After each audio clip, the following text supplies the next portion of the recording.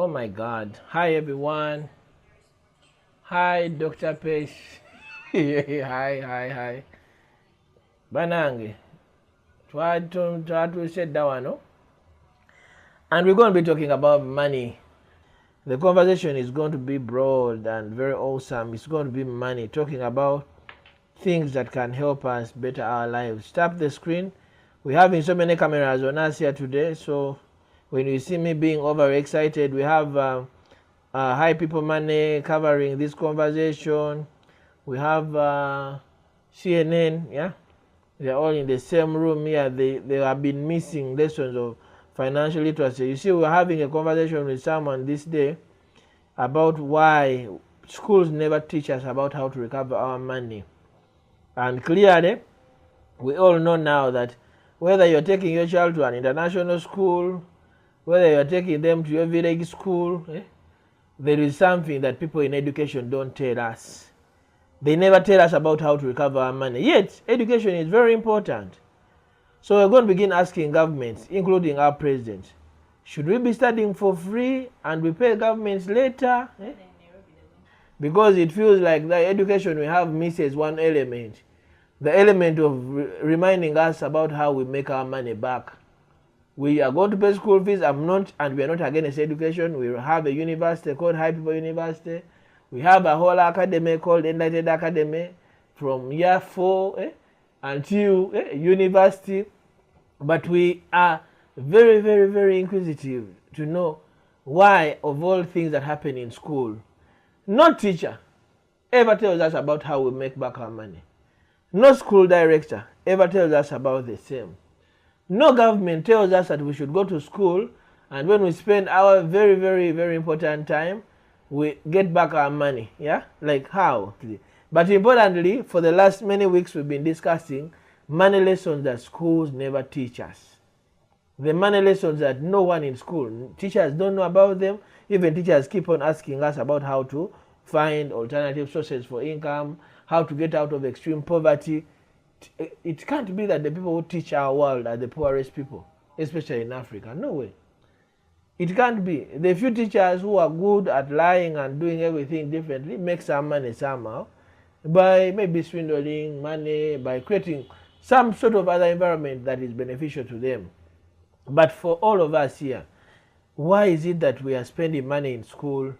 Why is it that we are paying everywhere and then we don't get the same results? So, ladies and gentlemen, asking you to tap and share is to tell you that tell somebody. Whenever you tap and share this live, you help another person join this conversation. So why do schools really teach us about money, for example? We know that most schools and most education systems always focus on employment rather than wealth creation. Is it because the teachers, is it because the directors in schools don't know about wealth? Or they have never learned anything about it? I mean, someone like me who went to school and actually studied financial literacy and entrepreneurship would ask themselves, I attended classes, including attending classes for Bank of Uganda. But even in our training for financial literacy, did anyone ever teach us about how to make the money? We teach people about how to save money all the time. You have to plan how to save, you have to plan your retirement, you have to plan how to invest. What are you going to be investing when you don't even have money? For example. So there is a meme we keep sharing about people who talk about different ways of making money. That a teacher will spend 100 years to make 300 million, not so? And then a politician will spend 15 minutes to make how much? 300 million. Eh? Then a fifth will take how much time? 20 minutes to get 300 million. Eh? Who else? And the only person who prays for you to be rich. Yes. Is the thief. Yes. And then they tell us that the only person who prays for us to be rich are thieves because they want to come and take your money. So, the schools that we pay school fees, Vaz is saying, what are we going to save? No, honestly, think about it. And Madam President here says the thief takes 2 seconds to get rich. They'll get 300 million just like that. So, I want us to ask ourselves a question. And this question is going to be, Honorable Prince Yubu, how are you doing, sir? Uncle Yubu, happy to see you here. So, for all of us here, someone should ask ourselves a question. Why do we spend a lot of money and time in places where nobody ever teaches us about how to make back our money? For example, if you're not asking yourself that question and you're paying school fees to show off to your neighbors that your schools go to, your students go to your children go to a very expensive school, you are doomed, I can tell you, whether you like it or not. If you don't ask yourself why the school fees at your school, at your child's school, keeps on increasing every other time. Musumba Dush Glam, we are happy to see you here. I'm inviting you also to join the panel. If you're not asking yourself those questions, then I want you to answer this one. Why do schools rarely teach us about money? It is our money. When the child has not paid, they are sending them and embarrassing them for not paying school fees. Yeah? As in, when a child is sick, the school is telling you to take care of all their bills. When you don't have money, you have to go and kneel down and beg them to have your child. But then, does any one of us ever sit down and calculate how much money you have to pay for one child until when they're done with university? Or you are assuming that you're going to pray so much that your child somehow gets through the system, that your child somehow gets government sponsorship, that your child somehow makes it to free education. Did you give back to them to only have free education? Are you for real? So I am asking, ladies and gentlemen, if you are not asking yourself that question and you are busy sweating to pay school fees every single day, I don't want to say that one of us is lacking some other sense, but I can assure you there's something we are lacking. There's a missing puzzle we are not feeling. Think about, I'm not saying and I'm not against education. I am pro-education.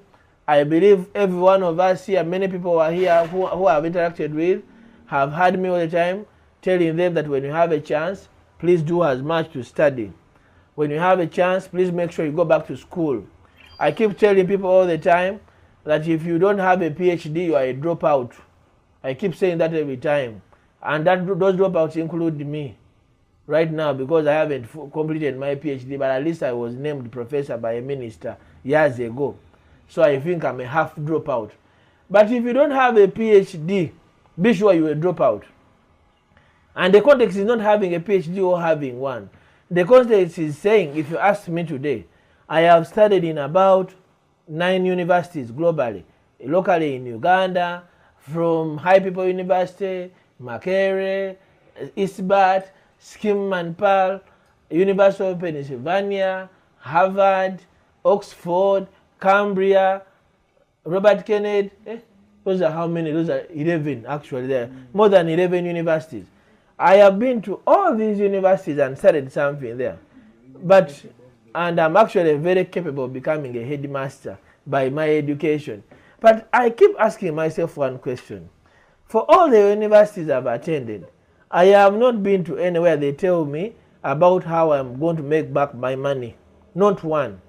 Even the most recent where I am doing my PhD, no one tells me about making back my money. Now witches are going to be like, look at him bragging. I'm not bragging, I'm saying, think about your money that you pay in school and tell us, of course you must go to school, because if you want to fit in this society of ours, education is the only proven way of making it in life. That if you want to be successful, if you want to connect with people who made it in life, you must have papers. You must have some sort of education. You must have something beyond your common sense. Yeah?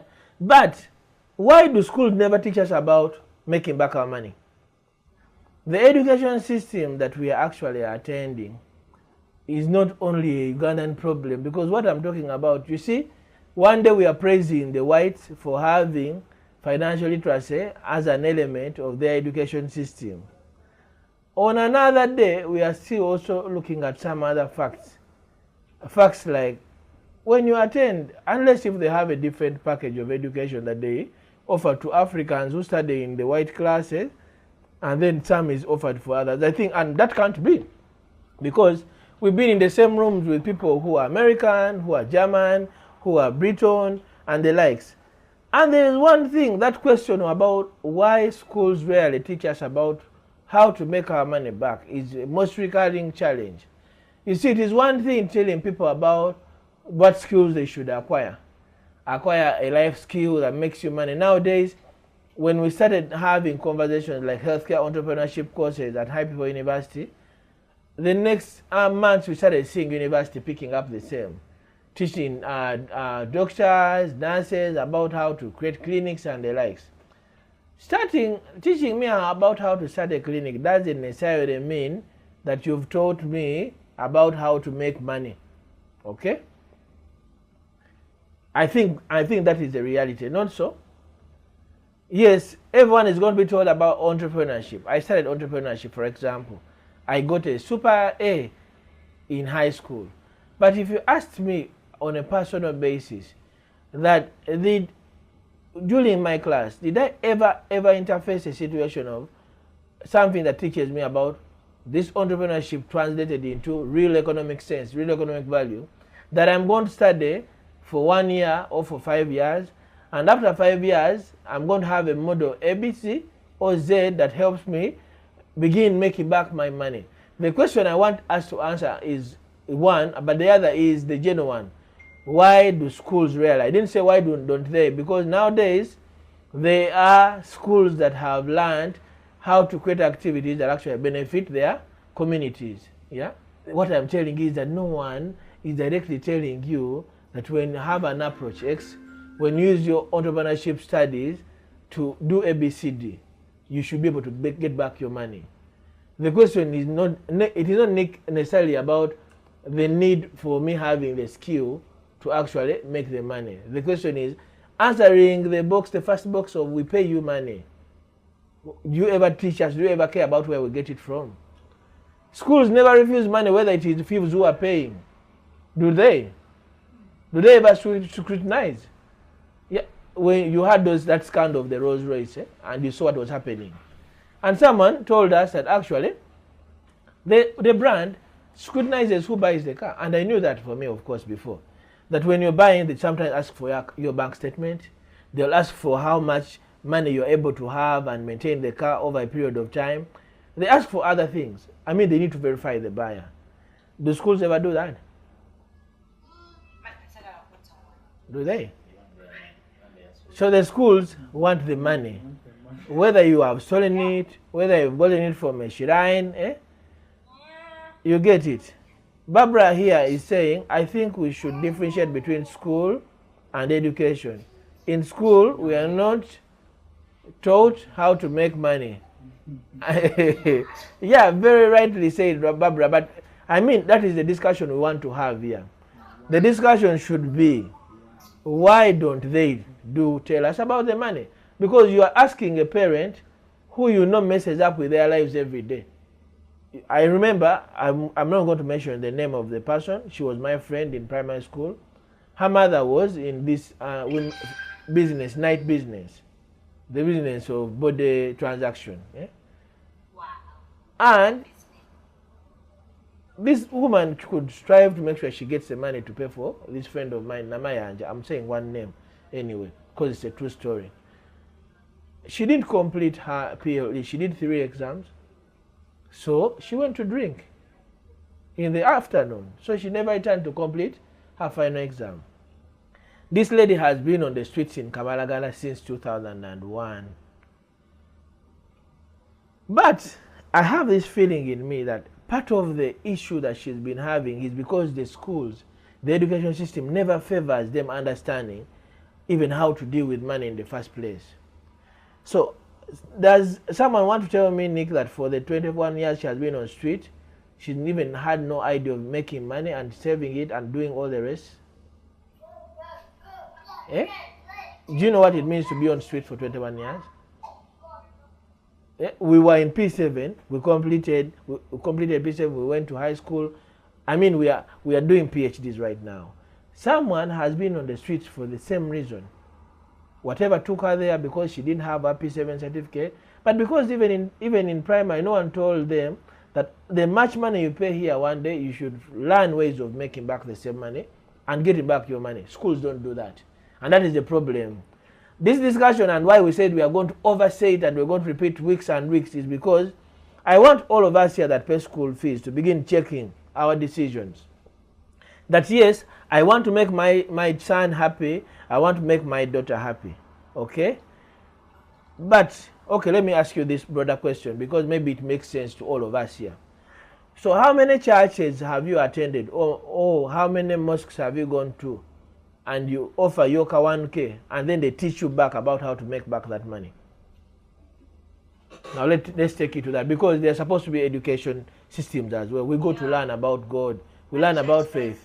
You get? Eh? How can teachers teach what they don't know, yet they are also poor? How? You can't say that. No, I'm saying because even the question here is broader than, I mean, we are not here to criticize the education system. Eh? We are here to answer that very important question.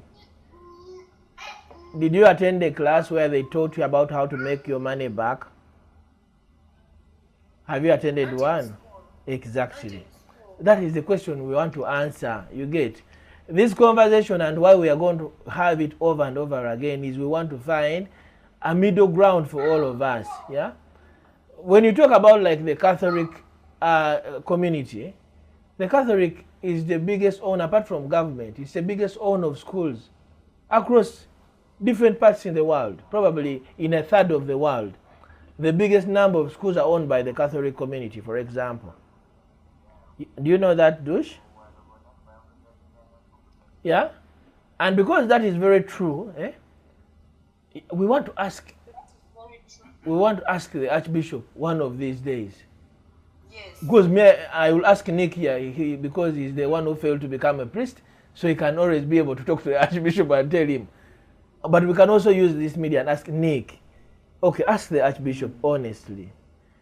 If the government is not changing anything about the education system, when you have PTA meetings with parents who pay the school fees all the time, do you even ever pray for them to get the school fees in the first place? Do you?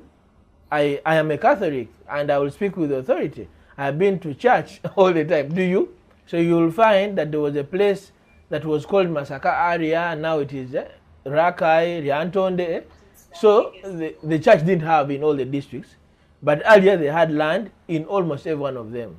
So it controls the biggest schools, the most successful schools in the country, for instance. Yeah.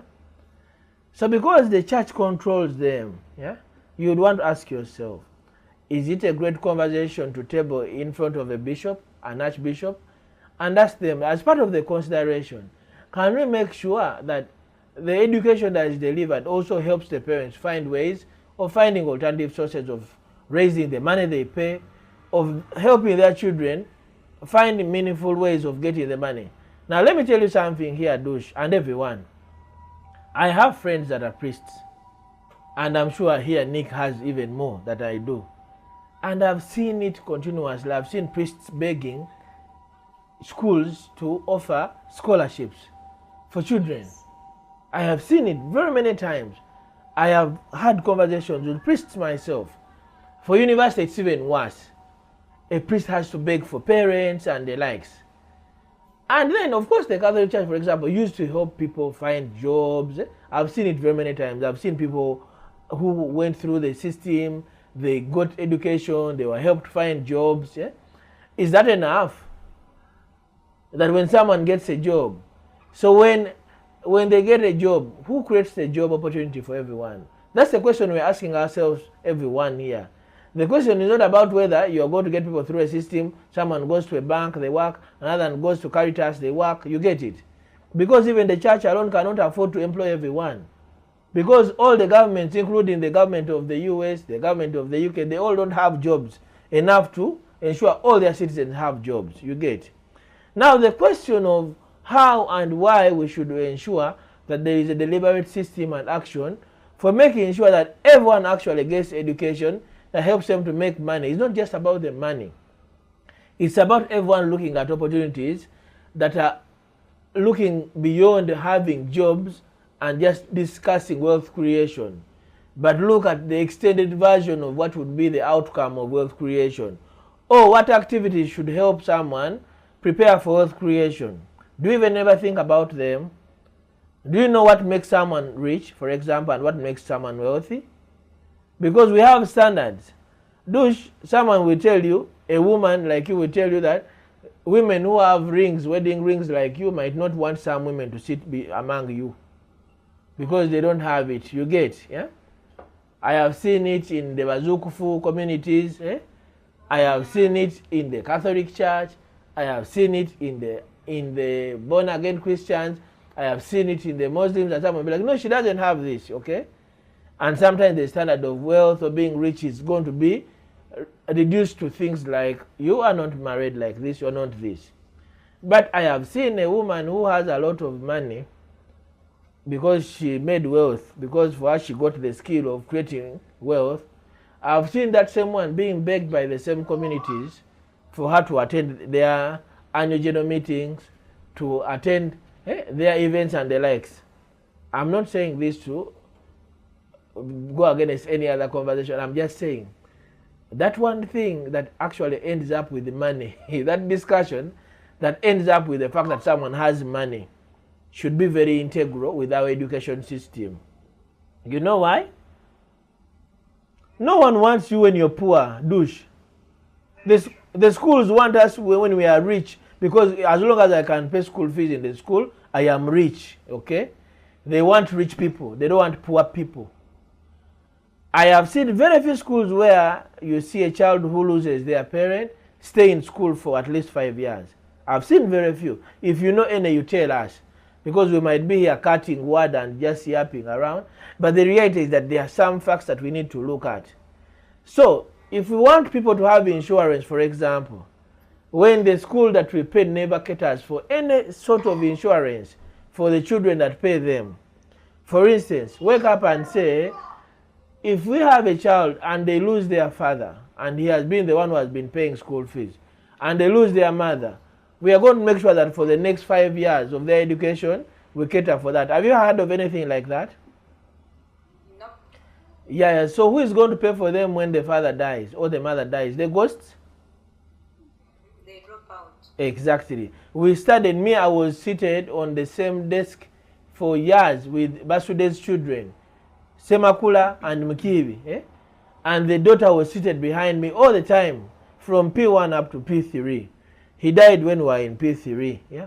But because no one ever taught Basude as a parent about how to keep the money, about how to plan for them, so that they stay in school after school, and because no one of us, or no one of the teachers was teaching them about how to even ever make money. I remember after that term, I think it was second term, none of Basude's young children ever had a chance to attend school from that point. So the money he used to pay, the things he used to do at school, at our school he used to bring a whole pickup of matoke every weekend, just to make sure his children have a meal, a decent one, because for him a decent meal meant having matoke over the weekend. Yeah, every teacher could get a whole, it's called a bunch, a whole bunch. The moment he died, like Vaza, I'm saying, as an Egagenda, nothing ever happened. They went to Bubondo, and that was the end of their education. Yeah. So every one of us here, ask ourselves that question: why do schools never teach us about how to make our money back? For these children that died, for the father that died, the children couldn't go back to school. The school had no plan of keeping them in school for a single minute. But then when he was paying school fees, they always enjoyed the money. Now, that is why we bring the question to all of us. You are a school director. We have schools as well. We have Hipipo University. We have Enlightened Academy. And we're not asking this question because we are against schools. No, we have ours, for starters. We want someone to answer one simple question to us. We want you to tell us, why do you pay school fees in a place where you never ask yourself about how you're going to get back your money? Why do you pay school fees in the first place? So you're paying school fees so that you become a beggar? Like, seriously? You pay school fees that you begin hunting for a job all your life. I have found some lawyers who have worked to a mom house every year of their life. Yet they studied and went to law development. They got their diploma. For the last about 8 years, they have been job hunting. What is that, ladies and gentlemen? Unless if you want to be poor. Because someone will tell me all the time, we always be having this conversation here with Solar M7 Baby and Master, and we tell us that one fact is very true about poverty. Whether you like it or not, poverty is a choice. Whether you like it or not, poverty is going to always end up being a choice. Why? One day you start by saying you're poor. I almost told Mushumba Dushglamia who said, for us who think, who told you to say you are poor? For example, as in, I will ask you why you said it. I didn't want to bash you when you said it. I said it's okay, I will come to you later. Poverty is going to start by you beginning by saying you're poor. The moment you begin saying things like you're poor, you begin inviting poverty. How? The moment you begin thinking that school you're going to pay school fees for your children, every other term is going to always have to be the biggest and the most important thing that happens in your life. They are going to make money. You're going to have to beg the director of the school to come and attend the graduation event of your child at your cost. You're going to market their school. Yeah. You're going to invite the teachers who are beating your child in school to come and attend. I hear the teachers should come and witness my child graduating. You will remain without money. Yeah. And you know what that means? It means we are going to create a viscous circle of poverty. It means the things you've seen as a parent, your child is going to see. And then your great-grandchildren are going to see. But it starts from school. Almost everyone is rushing to take their child to school at 3 years. Okay? And then you're asking yourselves, have you made the money that will help you have your child in school comfortably? The school will ask for requirements for whatever they want. You want this, they're even going to begin asking for TVs. If you're not careful. You see, we were asking one of our parents here how one time they woke up and they were told that the school has doubled the school fees. And they were told that if you don't pay double, you take your child. And none of the parents took their child. And then one day begin telling us you're poor. How? Like honestly. In the first place, there's no rationale of someone saying you should double the school fees because the children are seated at home in COVID. 2, why are you always fundraising for schools where you pay school fees? Why are you always doing that? You're not fundraising against any background like I am contributing money. When I fundraise, if we are paying 600,000, my child will pay 200. Okay? There's nothing like that. But you're busy rushing as an OG, as an OB. You want to be poor. Unless if you went to that school for free. Because if you are given a bursary, you might want to give back, not so? And if the bursary was on merit, that you are the best student, like for me, I got bursaries because I was the best English student, because I was the opposite of clever. No, the opposite, yeah. Yeah. There are places where I have no regrets not going back because they were also equally benefiting from my dividends. You get it? My very, very hard-earned brains. So when they call me and tell me, no, it wasn't by mercy. I didn't tell them to give me the bursary. But they decided to reward the bursary to someone who had the brains I had, for example. So someone will say, you're bragging, okay? Now, parents and everyone, So Dushlam says those schools can have few bursaries. Of course, there are few bursaries. And you know when you have a bursary where you have to pay $300, you have to think twice about it. So last week, a dean of one of the universities I'm attending sent me an email offering me a bursary. And let me tell you honestly. So I have my other PhD that I'm doing. They offered me a DBA. It's called a Doctorate in Business Administration. And you know what this bursary was worth? They offered me a 50% on a DBA, and then the DBA is 250,000 crowns. So that's about 280,000 US dollars. So the bursary they gave me, they told me they give me 50%, so I pay 150,000 US dollars. And that is 500 million. So what kind of bursary is that?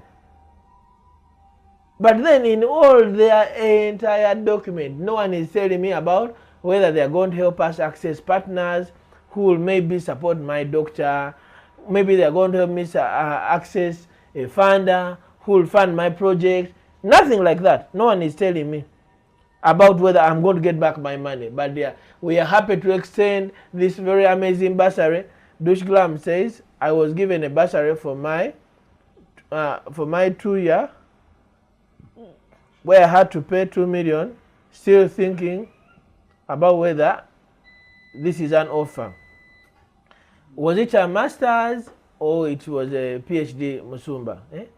So honestly, ladies and gentlemen, apart from when we want to be hypocrites of the highest order, tell me honestly, so what kind of bursary is that when I'm going to be paying 500 million? Like what bursary is that? But then we are busy running to pay. Someone has 4 PhDs, they have no job, and they are busy rushing to pay. What are you paying for? Like seriously, education is the key to success. I don't disagree. So what is that you're going to be paying for, ladies and gentlemen? So if you have no work plan, if you have no plan of assessing the education you want to take on for your child, for yourself, if you're not assessing whether you need the education or you want it, okay, don't pay that money. For us here, we thank God that we've been able to find meaningful ways of breaking down. Thank you, Solar M7 baby. Break down the need of education and assess whether we need the education. So you are that person because you have someone who is willing to pay for your school fees. You want them to waste their money and pay for you a master's that you will waste and just go and get married. Who told you need a master's to be married? Like who told you anywhere in the world that before you have a master's you cannot qualify for being married? Who said? But then someone is busy spending their time, their hard-earned money. Bring the money to Hipipo Music Awards and see people who made it in life. And maybe get inspired. Ladies and gentlemen, I want us to think importantly and deeply about those decisions we make. First, because of many of you who want to show off to us, you made education very expensive for everyone. Because you are staying in a Mizigo and you want to show off all the other tenants that your students go to the best school. So you are overpaying school fees that you never get back. I'm not cursing, I'm just saying, if you have no plan of getting back your school fees, if you are that person who still thinks that the Ivy schools are the ones that make the rich people, us who went to the fake schools, I can assure you, everyone asks us all the time to tell them about the tips that can help their children become rich. We are having a student that we are mentoring. She's doing intern here. She did year 1 to year 12 in an international school. Now she wants to do an OSD diploma. You know those ones very well. Yeah, but her preference is not going to Oxford or Harvard right now. She wants to be practical. Her preference is going to a university that keeps her closer to the opportunity that she wants to have. And honestly, the opportunity she wants to have is an opportunity of being able to study and do something for herself. You see, as you go around working and living at Harvard, Dush, there are things you're not going to have, whether you like it or not. If you wanted to create solutions that solve the problems of people in Katanga, in Kawala, in Chikubamutwe, wherever, the 5 years, the 3 years you're going to spend at Harvard, for example, might take away the chance of you being able to solve these problems. Why? Because in the first place, you are totally too close and too far from solving the problem. Your papers keep telling you you are too close, you understand these things. Ground, it's different. You get my point? And I think the ground bit is why we're asking ourselves why schools never teach us about how to make our money back. And I think that is the most important ground question. That could ground douche. Me, I have attended so many schools. I have not met one that teaches me about how to make back my money. And I'm very angry. I wish I could tell this to our deans, all of them. That none of them, for me, they sent me an offer recently.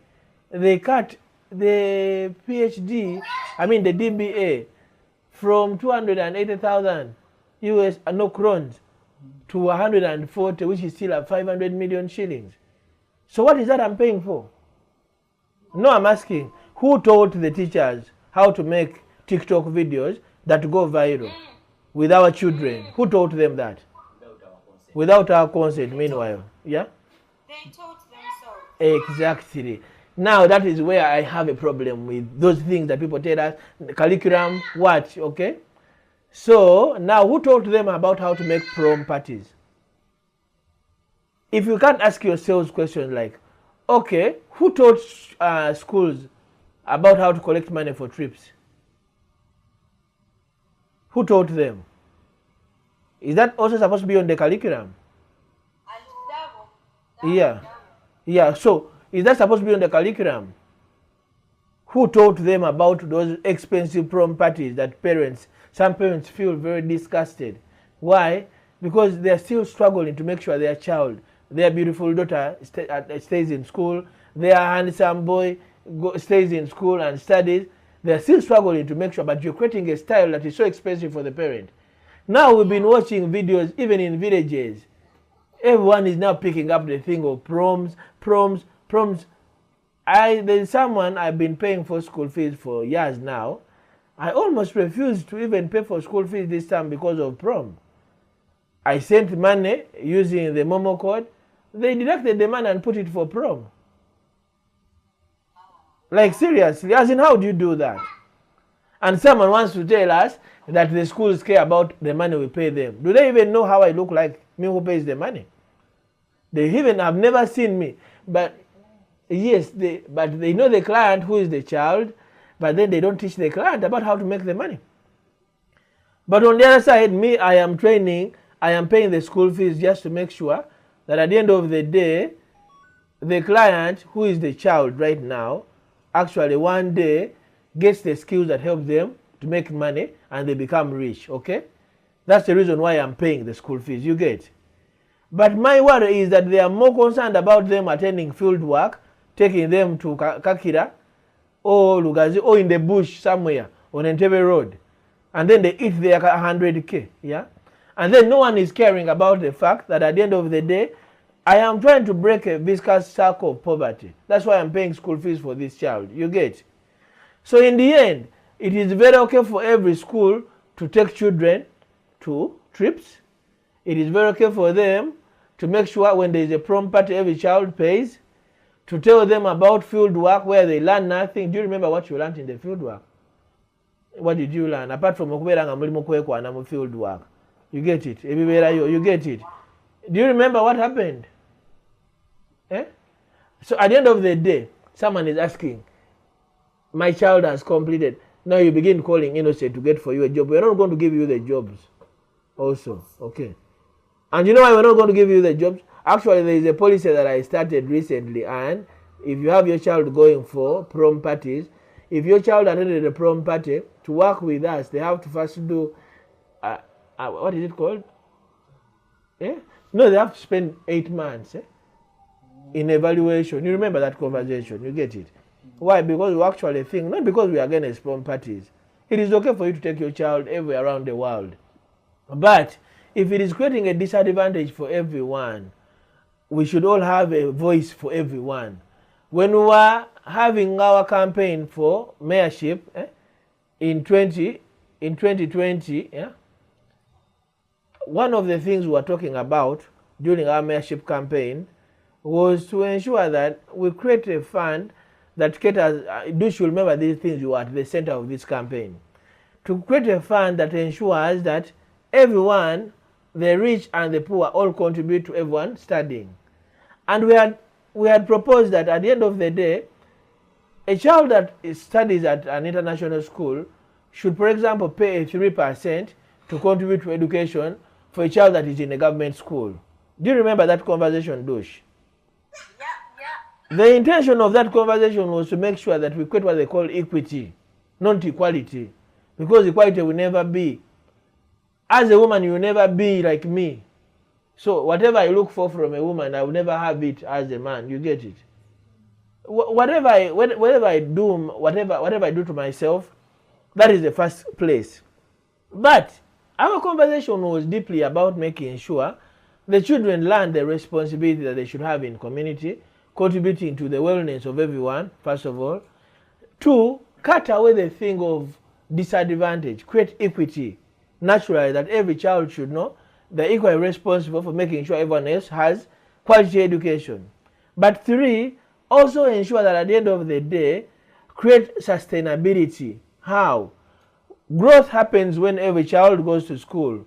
When all of us have a chance to grow and have education that is quality, all of us will have a chance to compete for the same jobs.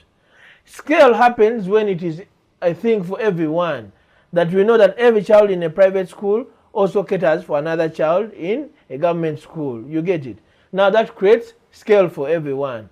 When that is done, then we make sure that everyone contributes to making sure that everyone learns how to make that money and kill that cycle of poverty. You see, today someone will tell you that countries like China, no matter how much we talk about poverty, everyone in China can do something. They can produce a product, they can produce a charger, a solar M7 kit, they can produce a tool that can be used at my doctor. They can do something to make sure that they eradicate poverty in their spaces. For us, our teachers don't know anything to get them out of poverty, for starters. Our directors only know one skill, increasing school fees to make money. That is the only thing they know about how to make money. And who did they use as the capital to grow these schools? It is you. But now for you, who is the capital for making money, you don't even know how to keep your child in school after their secondary school. As in, seriously. And someone will wake up and say, oh yeah, these guys are only yapping. I'm not yapping, me, I've built things. I've built more than 40 startups, and many of them actually successful. I built many that are growing up today. I've been a founder of very many of them, starting with Hipipo here where we're talking, starting with very many others that actually, my doctor and many others. I've been at the center of building things that are useful. So today, when you see a fresco chicken here today, someone will ask me like, why do other people who sell chicken just call it Rusania and Coco and the other? And then one comes and says mine should be called fresco chicken. Now there might be an element, there should be a mind of someone who has understood how to make money. And they actually, because now everyone who is selling chicken is running to TikTok. They're making videos and videos. Of course it's their chicken and they're going to make quick sales. But how are you going to help your child appreciate that the business you've grown is worth them coming to and actually staying and working, okay? Every Indian you see making money actually has a brand. They have a business location, they have an incorporated company, they have something that their children are proud of relating with. That is why Indians carry money from their shops and take it home for their children to count it. So by the time a child is 10 years, they are the ones who know how a business is faring. They are the ones who ask their father, why did we make profit? Mommy wants to go out. You didn't make money, you guys are being lazy. So you are being accountable, starting with your own family. So, for whatever we are thinking, we are going to give ourselves excuses, ladies and gentlemen. But as we conclude today, I want you to keep this question in mind. And these questions are very important. 1, ask yourself from today, when I'm paying school fees for my child, do I even ever think about how to make back the money? How about if you wake up and say, I am going to pay in a school that pays 200K less than what I would have paid, but every time I save 200K to buy land for my child? How about if you ask yourself such questions? When you ask yourself that one, ask yourself, when you get a chance to talk to a teacher of your child, ask them, have you ever taught our children about how to make the money we pay here? Have you ever? After that, then ask yourself these other questions. Those parties, those trips, those tours, I mean, I hear geography trips and whatever, those prom parties and all those things that you pay for. Nowadays, I didn't know that schools charge prefects to pay for uniforms. As in how we just saw one being paid for here. Hannah became a minister and she had to pay. You're like, oh, wow, you guys are really good. You get it, eh? So for me, when I was in school, luckily for us, we used to get them for free. As an honorable, you get a uniform. So for me, because I was HP twice, I even got a special one for HP and others that other prefects put on. But now, schools are also charging like 100, 200K for a minister uniform. I'm like, seriously, my child is offering you a service of leadership. You think you are the one who's offering them in return? So, if you're not asking yourself those questions, ladies and gentlemen, you know what is going to happen? I don't want to say bad things about you, but you are going to keep us in poverty. I'm telling you, because I don't want to say you're going to be poor. No, I don't want to say anything like that against anyone. But if you're not asking yourself questions like why your school is not caring to teach your child about how to make the money you pay back, and most parents keep telling their children, it's hard-earned money. You know how much I suffered to pay school fees. Don't pay it if you don't know that your child will get it back. And Dushklam says, I'm suggesting financial literacy training during PTAs at schools. Yes, that is supposed to happen. And then Uganda Democratic Union is saying, I'm winning the money for Hipipo Music Awards anthem. Oh yeah, the $500. The track is out there for you. Join the campaign on the 13th of November. We're all going to be at the Serena for the 15th annual edition of Hipipo Music Awards. It's your choice to support us. But if you're not among the winners, then you're among losers, you can be sure. So if you don't attend the Hipipo Music Awards on 13th of November, you can easily count yourself among losers. Because it's the only place where winners come and convene. If you want to find real connections to wealth, then come. And if you want to do some bit of studying like this financial literacy and all those conversations related to money and wealth, then you just read about Hipipo University. But if you want to have some sort of decent insurance for your child, for your health, for your mother, for yourself, for your partner, My Doctor is that place where you should be able to find something decent. So log on to www.mydoctoram.org and find something. Create an account, connect nearest to a doctor, learn things about your well-being, learn to prevent than to treat. You see, we have that very sick and very silly mentality as people in this world. All of us think we shall be treated when we are sick. Yet they tell us all the time that prevention is better than cure. I think that is part of the education system. It's a line that we all learned about in class, not so? Prevention is better than cure, ladies and gentlemen. Prevent being swindled. Ask schools to teach your children about money. That's preventing. You are preventing poverty 20 years ahead of time. Find a hospital, find a My Doctor, and be a part of the network. Know doctors who will teach your children about how to live healthier, to prevent diseases, so that you don't end up paying hundreds of millions in theater because you didn't even learn basic health education, because you are too busy wanting to subscribe to a healthcare service. In the end, for everything you want to call progress, ladies and gentlemen, everything might end at one thing: the choices that you make. So PesaJet will tell you that if you want school fees loans, install the app. It's PesaJet everywhere. It's the first PesaJet in the world. But if you also want to create a circle, if your school has a circle, your church has a circle, create an account and create your circle online so that you have accountability for your money. You have your members subscribing in real time and having access to your solution everywhere you go in the world. So PesaJet is there for you.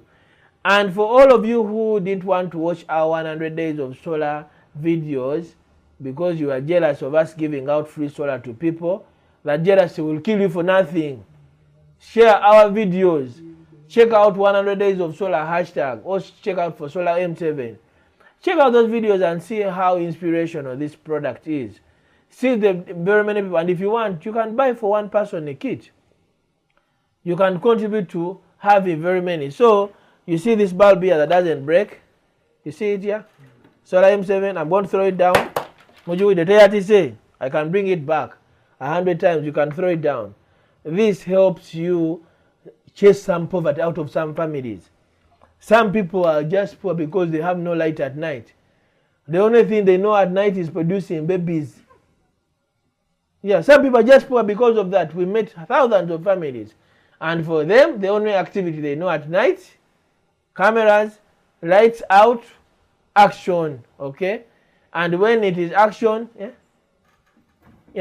what happens is you only see many other things happen. The next year you have a baby, the next year you have a baby.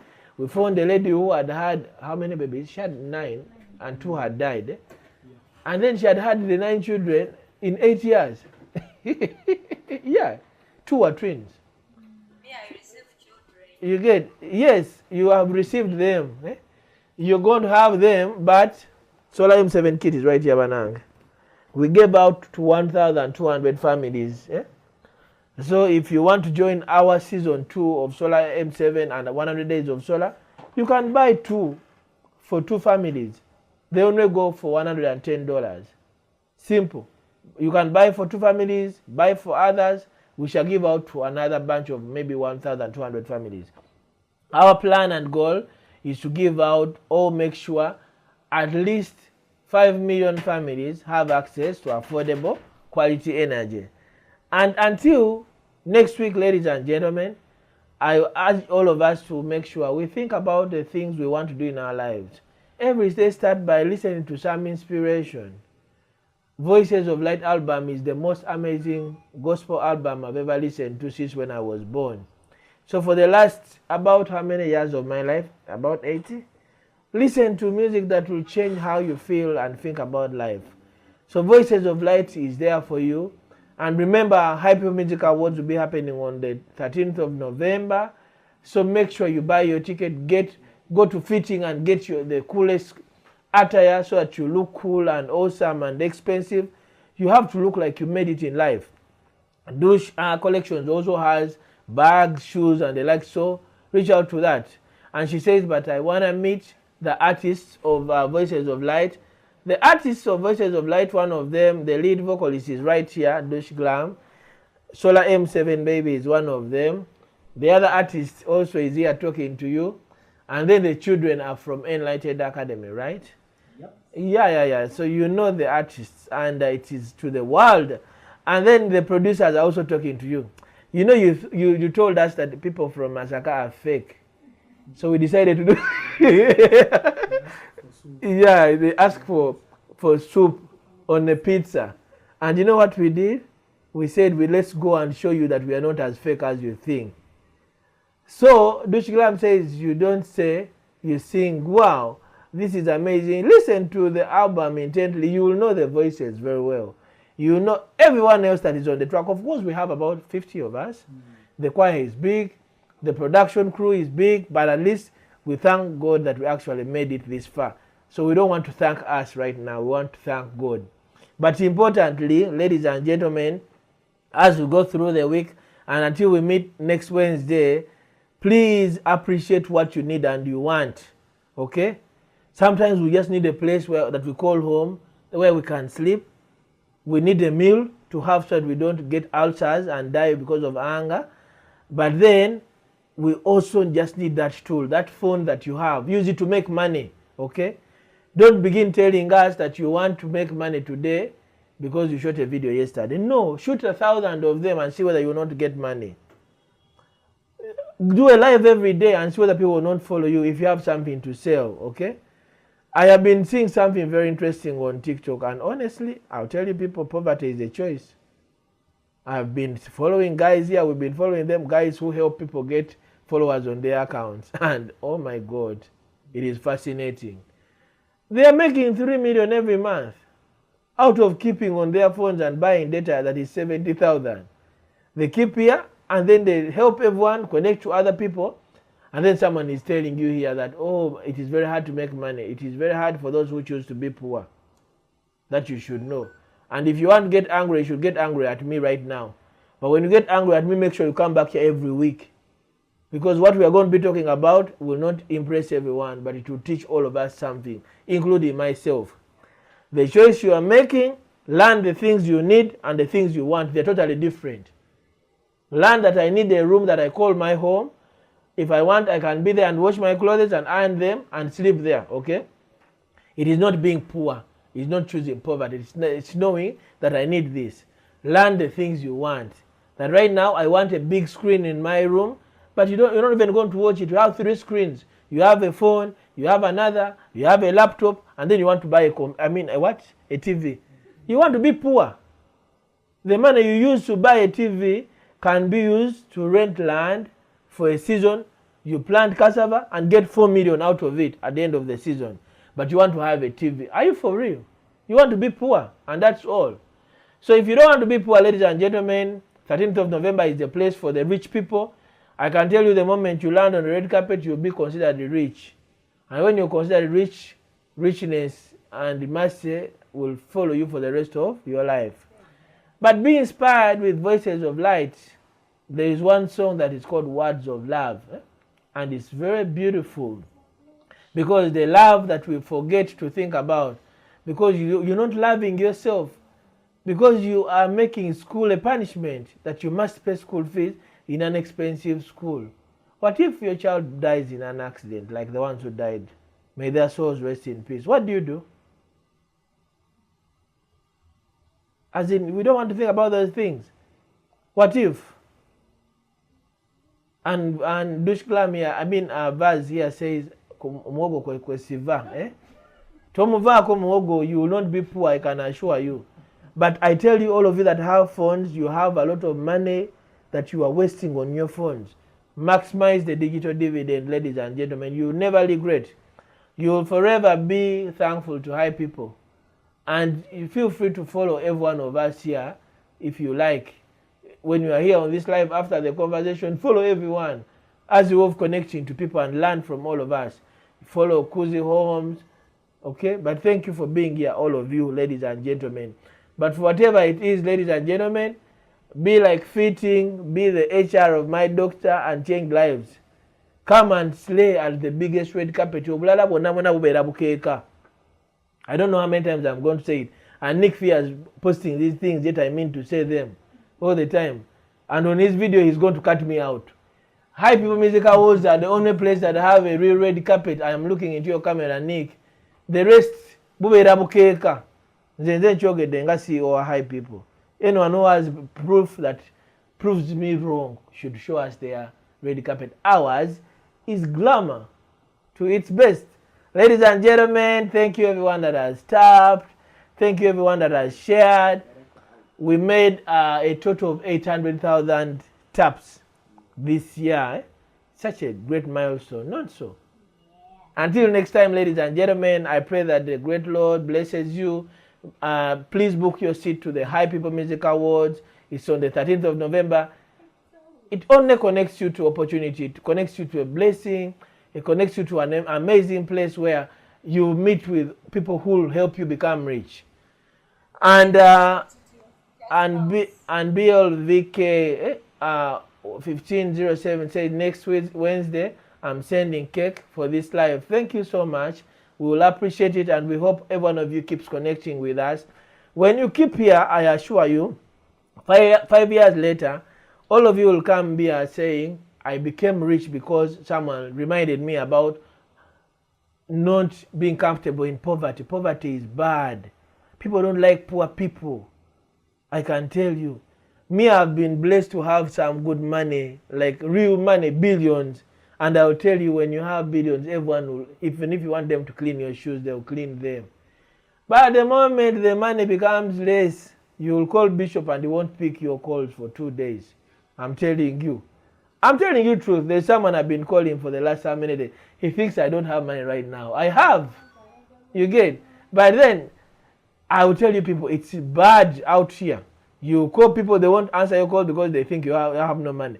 Sometimes you're acting like we don't have money, but we have it. That's why you see some people who have money keep on telling people, I don't have money, I don't have money. It's a stunt. Because they realize the more they tell people they don't have money, people run away from them, so they keep their money. So, ladies and gentlemen, tonight, don't be like a witch. Before you sleep, Go to any platform where you watch movies from, apart from Netflix. We're not yet there. And check out for Third Floor Pigu. Watch the movies anywhere on any platform where you watch movies, whether it's Amazon, wherever it is. Check out the movie. It's a very amazing movie. For all of you who keep supporting these useless ideas of ours, because some people think they are useless. But for all of you that have showed up every day, we appreciate you and pray that the good Lord blesses you. But we thank you, everyone. Thank you for everyone that shared. We had hundreds of shares. We are supposed to be having 50,000 plus shares every week. So starting next Wednesday, be sure that you share. Fitting is rich, guys. Fitting is rich. Madam CEO, we appreciate you. Thank you for the great service at Hipipo. And then Nick Wagambi, you won't eat cake? Yes! Nick won't eat cake. Yes, it is ours alone. So, ladies and gentlemen, until next Wednesday, we thank you all for keeping here for all this while. Be sure to think about money every moment when you wake up. God bless you.